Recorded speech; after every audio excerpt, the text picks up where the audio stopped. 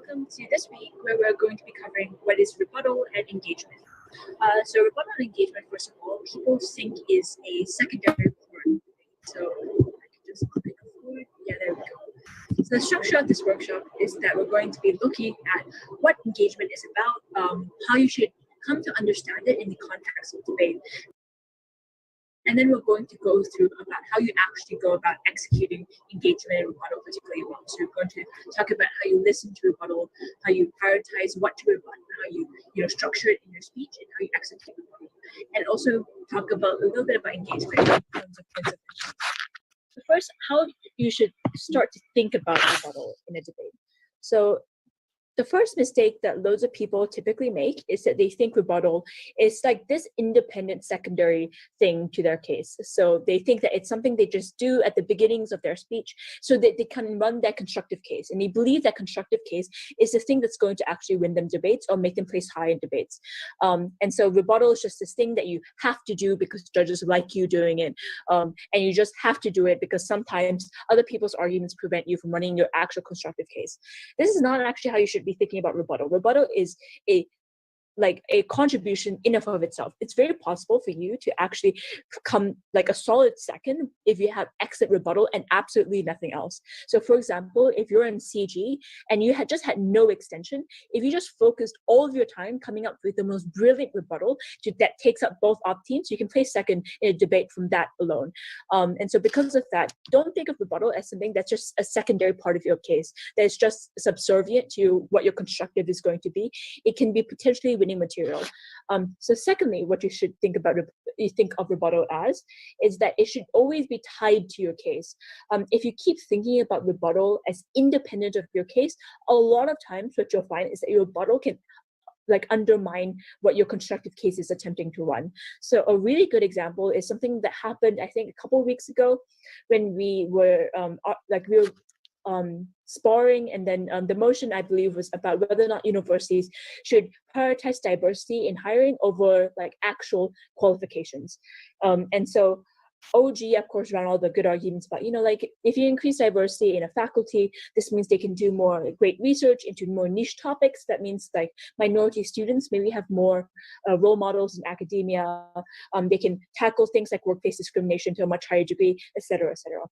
Opening opposition came up and attempted to mitigate a lot of these benefits that OG was bringing, and attempted to say hey, actually in status quo without this motion, loads of universities have the organic incentive to hire diversity anyway. So a lot of the benefits that OG were bringing are not mutually exclusive. Now this is brilliant mitigation on its own, but then the constructive case started to say, well, this motion actually causes a lot of backlash because you think that you're just a diversity hire, your co-workers don't think you necessarily earned your place. But note how these two things are in tension with each other. Because if the mitigation was premised on the idea that, diversity hires are happening anyway, and therefore OG's impacts are non-exclusive, then it also mitigates the harm that opening opposition is trying to bring about. So this is the problem when you think of rebuttal as independent of your case. Often, sometimes you can undermine your case if you think of them as two separate entities that operate independently of each other. You need to be super careful and consider that they make one coherent worldview, one coherent case.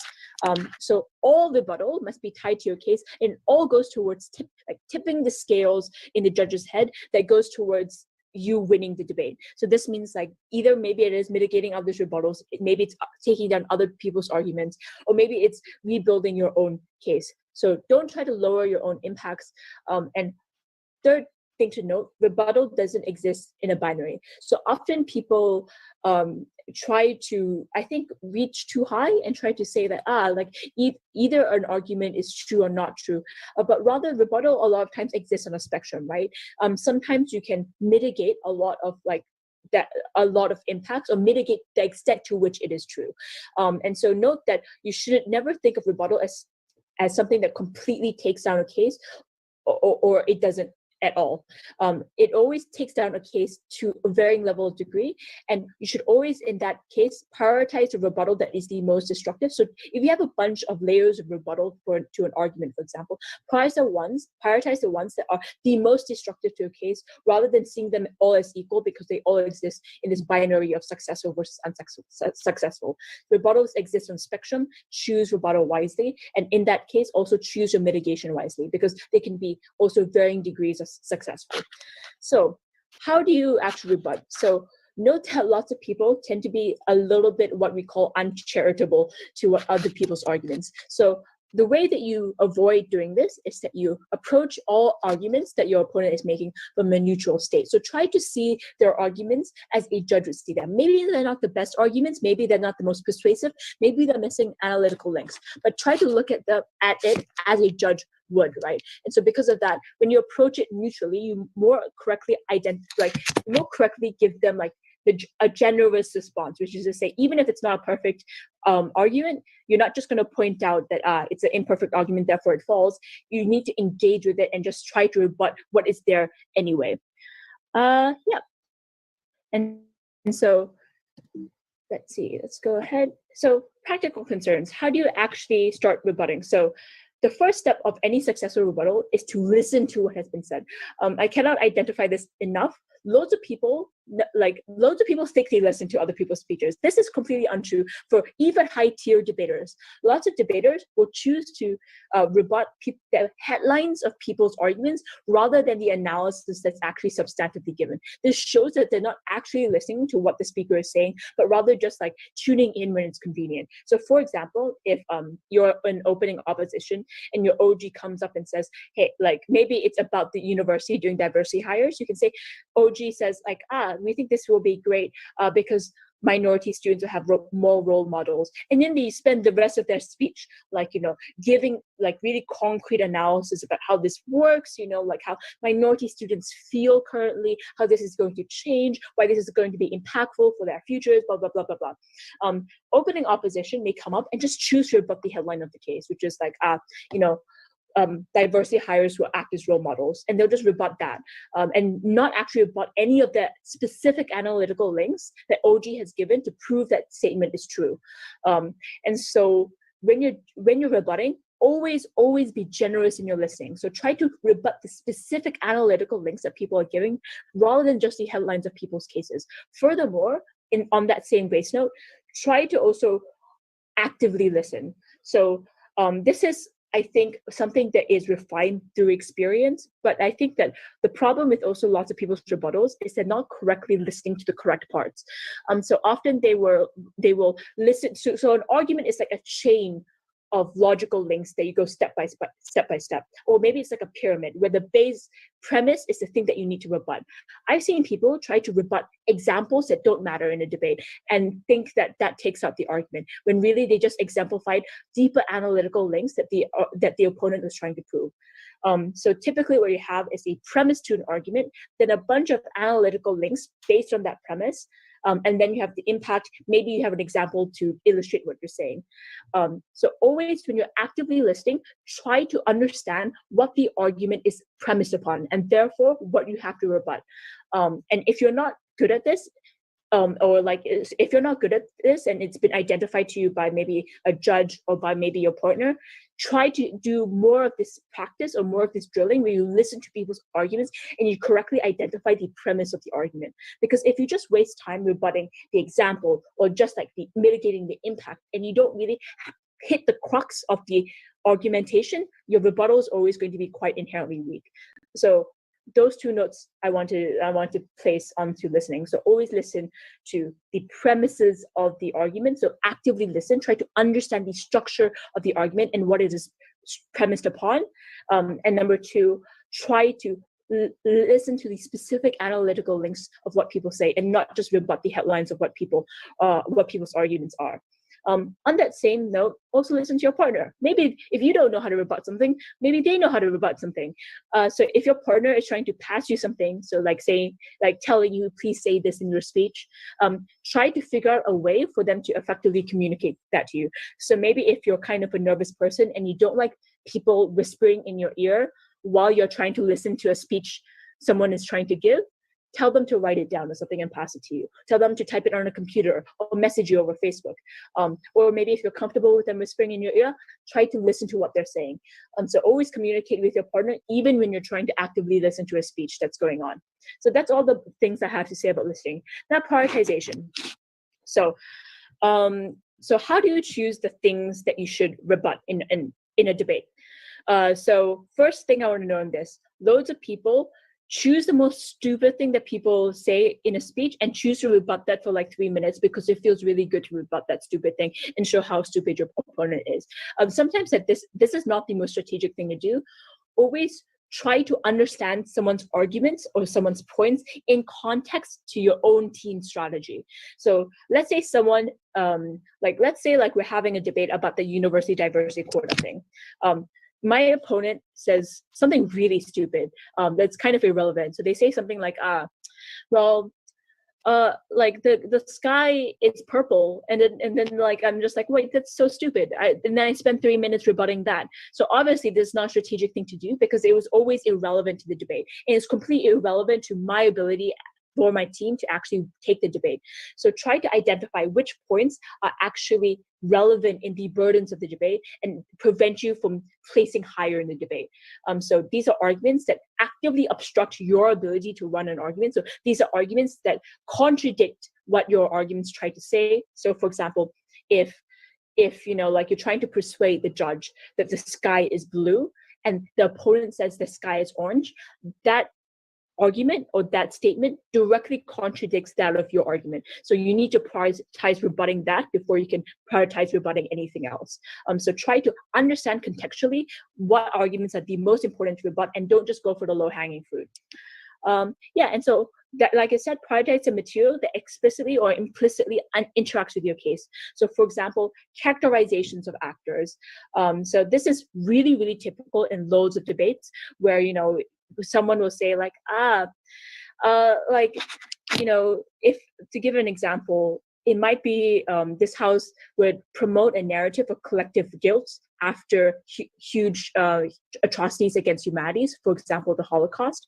OG says, this is going to be really good because people will accept responsibility and will, give things like reparations. And the other side says, no, they're going to be really angry that you blame them for the Holocaust. And so they're going to backlash against the minorities even more. So obviously these are contradictory statements, and how they interact is based on the characterization of people, right? So are people more likely going to feel guilty, or are they more likely to backlash? That's based on how they are characterized as people.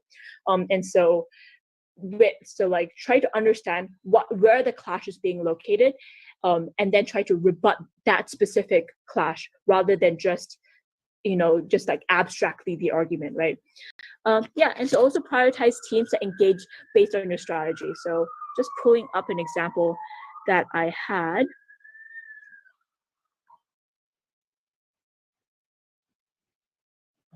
Yeah, so for example, so based on that example that we just went through, just like the collective guilt thing. So OG says, people are going to internalize this guilt and they're going to act better. Opening opposition says, no, they're going to backlash.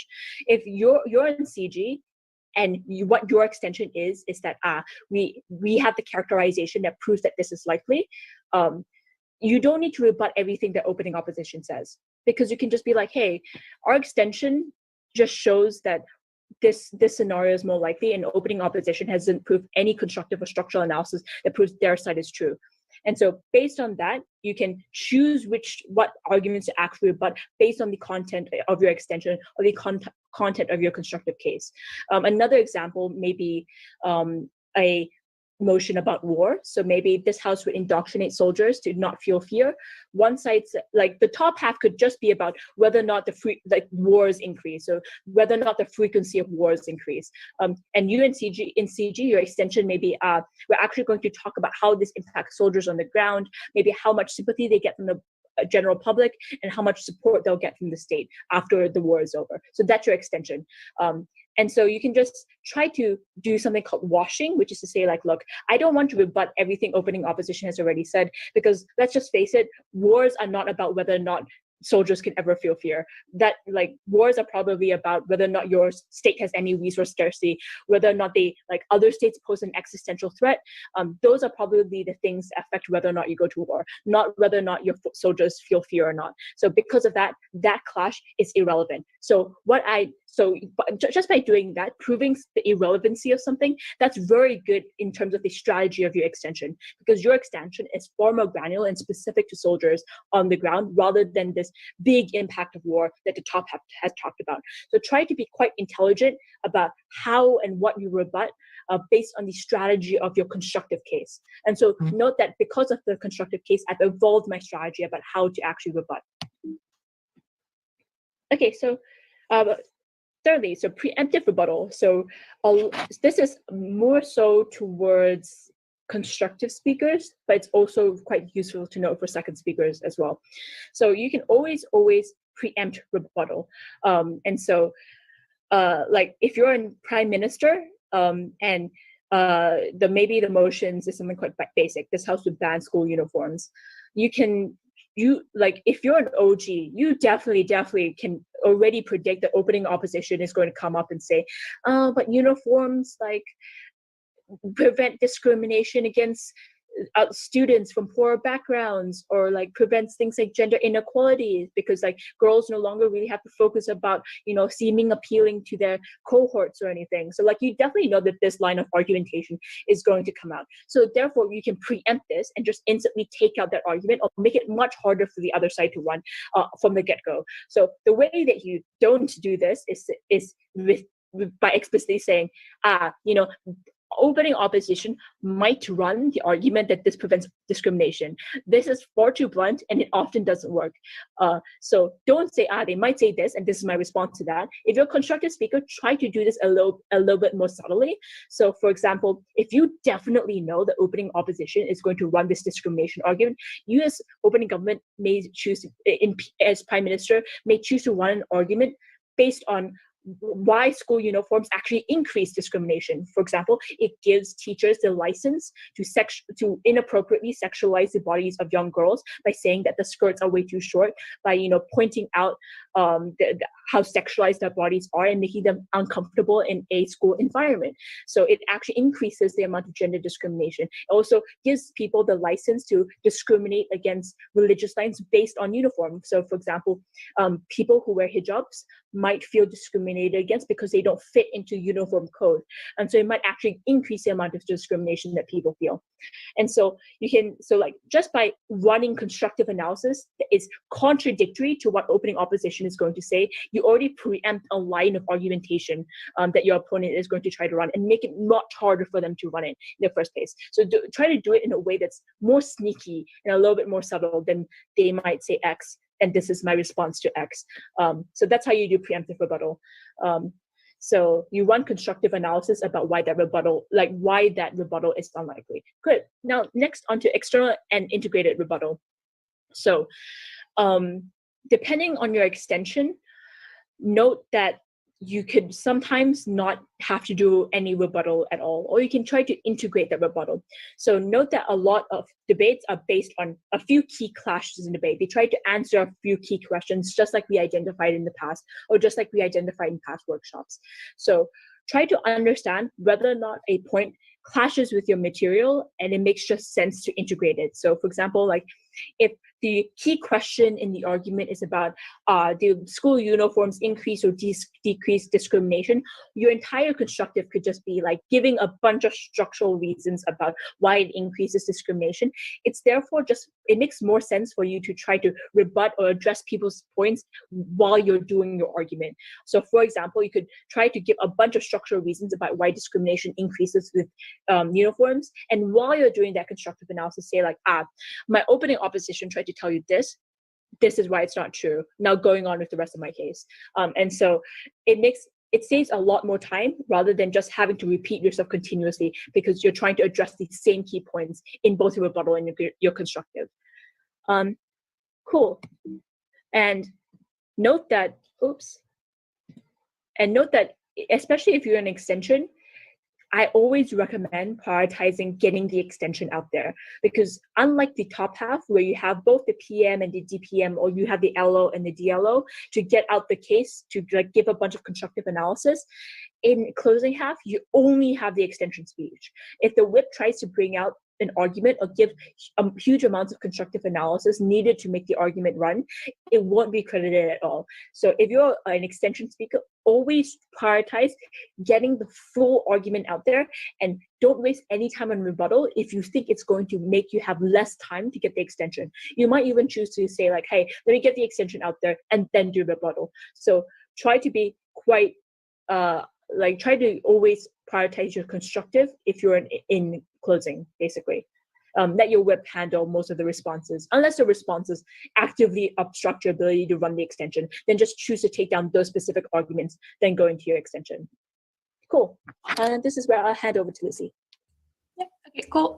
Just before I go on, I think we need like 3 more people to fill in the room. So if you just came or if you didn't manage to do it yet, it would be great if you could fill in the form if you want to speak and can speak after the workshop. Cool. So continuing with the practical stuff. So the next is on structure. So how to structure your rebuttal. So again, it shouldn't be just you throwing one-line responses on the other side. It should have structure, and it should be thought through in the same way as you're going to be thinking through argument or thinking through characterization, etc. So broadly, the 3 steps that you want to be following if you are doing a rebuttal are these. So 1, you're going to be outlining what they said. Secondly, you're going to be giving tiered responses. And thirdly, you're going to be explaining the implication. So going through them one by one. First, in terms of saying what they said. So again, the recommendation here is you always want to make clear what you are responding to. So you don't want to just be throwing responses without specifying to the judge what specifically you are addressing. But when you are doing it, you want to be clear and concise. So you want to make it clear what you are referring to, but you don't want to give them free airtime, but just like repeating the argument and going into details, like exactly to what they said. So make it clear, one summary sentence about what they said, making it obvious what you are responding to. Again, we mentioned this before, but I think this here is specifically important. The charitable reading principle really matters here. So when you are outlining the argument, you want to do it in a charitable way. So you don't want to present like some like strawmanny, misrepresented like idea of their claim or like mock them, because like very often what happens is the judge might tune out when they hear you saying a misrepresented idea of the argument, because they're going to assume that you are not going to respond properly. So even though maybe your responses afterwards are going to work for the actual argument, if you sound like you're going to be just mocking, the judge might just tune out. So always be charitable, always be as nice as possible, outlining what you are responding to. So second, in terms of the responses themselves. So again, you want to make those responses tiered. So I think the usual tiers are: 1, you want to explain why the argument is not true. Then secondly, even if it were true, why it is not important. And thirdly, even if it was as important as they want it to be, it still doesn't outweigh what you are saying.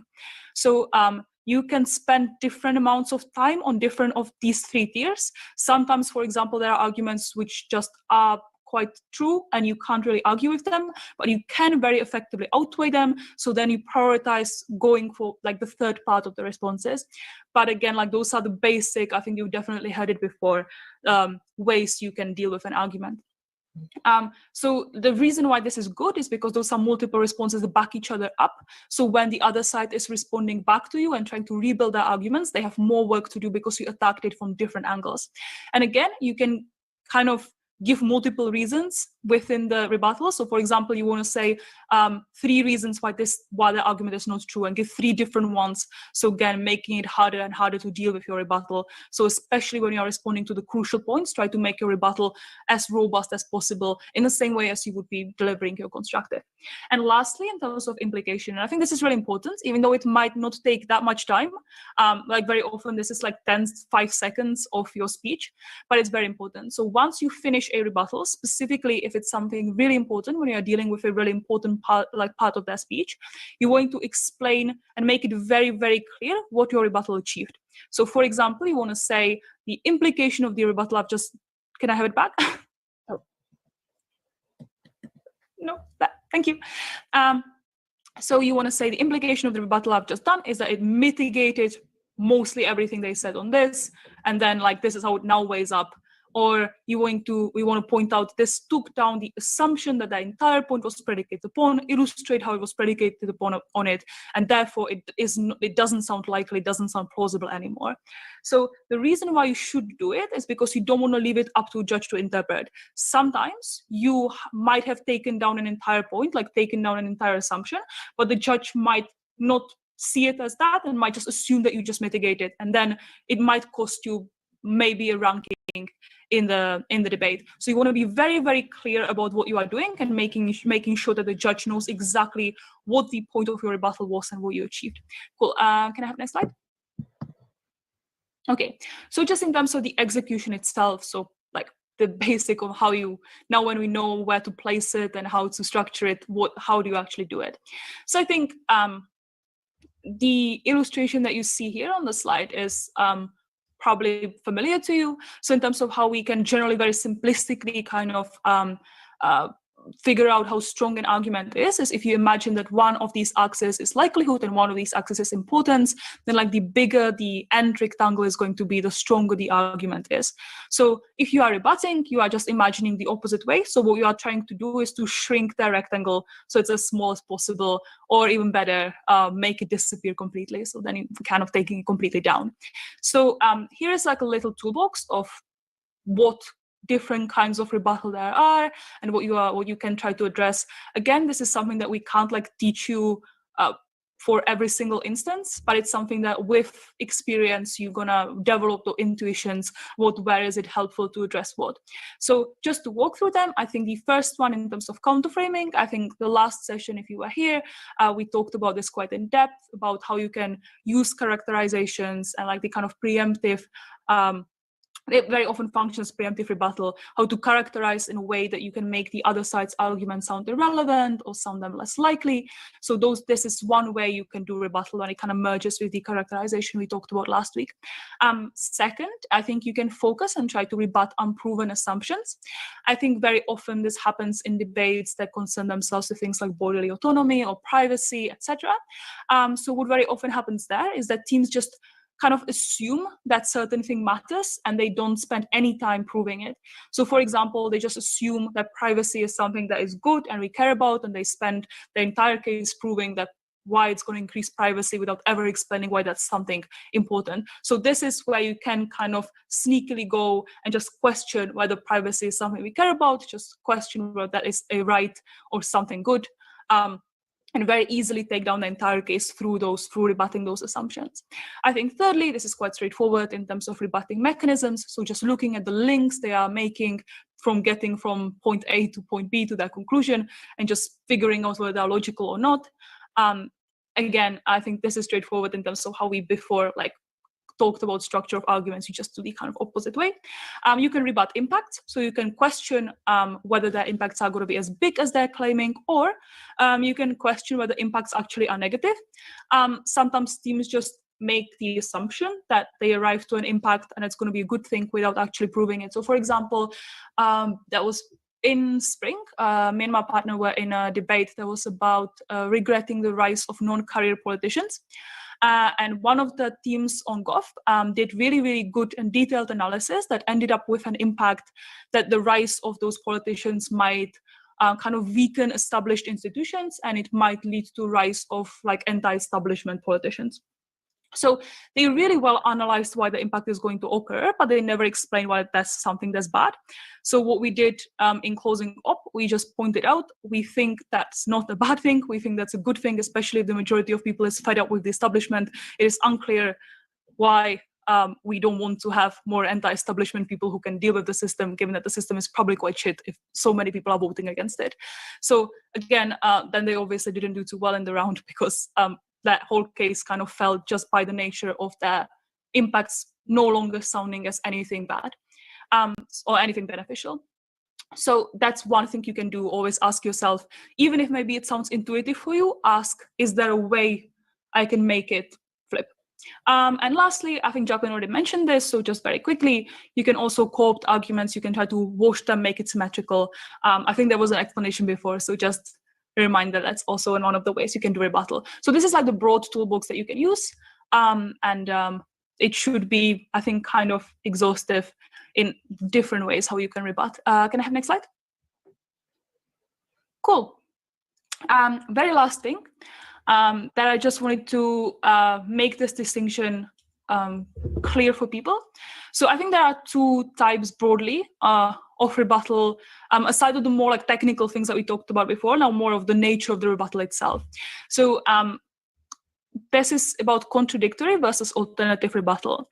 This might be a little bit abstract, so after I finish the example, I want to make sure that you understood what I'm saying. But in terms of what contradictory, when you're doing a contradictory rebuttal, you are explaining why the other side is untrue, why what they're saying is actively not true. Alternative means that you are explaining why something other than what they said is true. If this sounds confusing, here is an example. So imagine we are debating a motion, that is, this House opposes attempts of the feminist movement to redefine roles and behaviors traditionally associated with women, e.g. wearing makeup, trying to be a housewife, as empowering. So I actually had to judge a very similar debate a few weeks ago. That was kind of traumatizing. So now I'm getting trauma from it.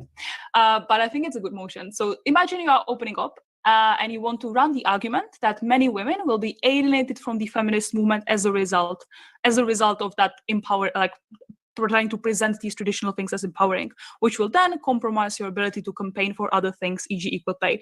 Does everyone understand broadly that argument that we are trying to run, just to make sure? Cool. Okay, so if so, so we are all, now imagine the Prime Minister stands up and they say, these behaviors and roles are forced on women by the society and they have no way of opting out of them. So most women resent these behaviors and roles, which is why the feminist movement needs to establish a culture where it is acceptable to opt out of these behaviors, which is compromised by celebrating them as empowering. Cool. So before I outline the responses and explain which one is contradictory, which one is alternative, just a very quick exercise. If you look at the argument, think of what kind of responses could you provide. So have a think and then feel free to unmute yourself and just say, or you can type in the chat, but please do something so I don't have to look at empty Zoom, because that's depressing.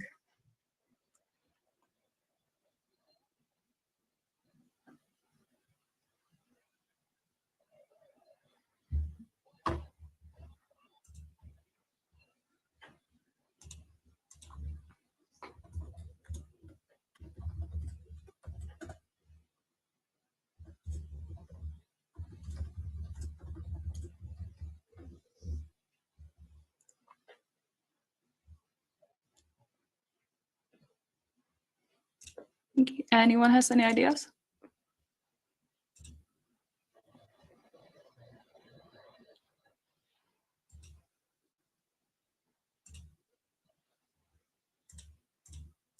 Okay, or is it too hard? I don't know. Maybe that was too hard one. Okay, you're making me feel like a lecturer that tries to ask someone and no one's responding. It's really sad. Okay, anyway, if no one knows, then let's have the next slide and see. Okay, so two examples of rebuttal that can be given to the previous claim. So the previous claim was that women are forced by society to adopt those behaviors, so they tend to resent them, and you need to have culture that allows them to kind of get away from it without being judged. So an alternative rebuttal, that is rebuttal that explains that something else than what the other side says is true, can be something like, look, many women opt into and hold these behaviors dear. For example, women in beauty careers, women who celebrate their contributions as housewives, and many women choose these as valuable in their lives. These are not forced. So if you notice this rebuttal doesn't explain why any of the claims that PM made are untrue. It's just pointing out that there are other versions of that claim. So maybe in the end, the conclusion of this would probably be there are some women where it is forced. There are some women who are opting out voluntarily. This is an alternative rebuttal. Now, contradictory rebuttal would be explaining very clearly why what they're saying is actively not true. So For example, by saying there are no clear mechanisms for why exactly women would be forced into these behaviors. So there might be like some soft societal pressure, but opt-out is ultimately possible, which is why we see many women who don't wear makeup, who are actively pursuing their careers. So therefore, many women do buy into these norms and consider them valuable for themselves. So hi, there's Reese. So the difference here is that the contradictory rebuttal is actively explaining why the claim that women are forced into these careers or why these behaviors are forced onto women is untrue, by pointing out that those forces don't necessarily exist, or if they do exist, they are very soft. Does everyone understand the difference between these two types of rebuttal? I'm going to assume that means yes. Cool. So the point of this does not mean that I want to say that one of these is worse than the other. Both of those should be used, but they should be used as complementing each other.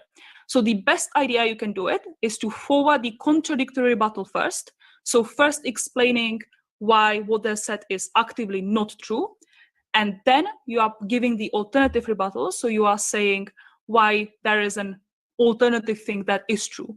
So you are actively explaining why your thing is more likely than theirs through those two steps. Cool. I hope that makes sense. So if that does, then can I have next slide? So that should be all about the practical concerns in terms of rebuttal. If there are any questions before I start talking about POIs, give them to me now. No? Cool, great. Okay, so in terms of POIs, there is such thing as a point of information. But okay, so in terms of giving POIs, the first thing is that very often what you see, especially with newer teams, but it sometimes happens with more experienced speakers as well, do not be reactive in giving POIs. So don't just listen to their speech, hear the first stupid thing they say, or first thing you have some sort of response to, and immediately jump up and ask a POI. Usually these POIs might be effective to take down that one sentence they said or the one start of the point they said, but they're not going to be effective in total in helping you win. So instead, what you want to do is to, usually what we tend to do is to write your POI down in detail. I actually recommend word by word, especially if you're an ESL speaker. You don't want to kind of like stumble over your words and then get cut off at like 7 seconds because the speaker decides that you are like stuttering too much. So actually having it written literally word by word is very helpful. And then you want to check with your partner, consider your strategic plan in mind and check what you are actually achieving with that POI. So you want to pick the POI that helps your case the most possible. Note also that the POIs can target different teams, not just the speaker currently speaking. So you do not have to, if you are OG and giving POI to CO, you do not have to necessarily target the material the CO member is giving. You can be giving POIs that are kind of actually responding to opening up because they are stronger and you didn't have like actual chance to engage with something that the DLO said, or if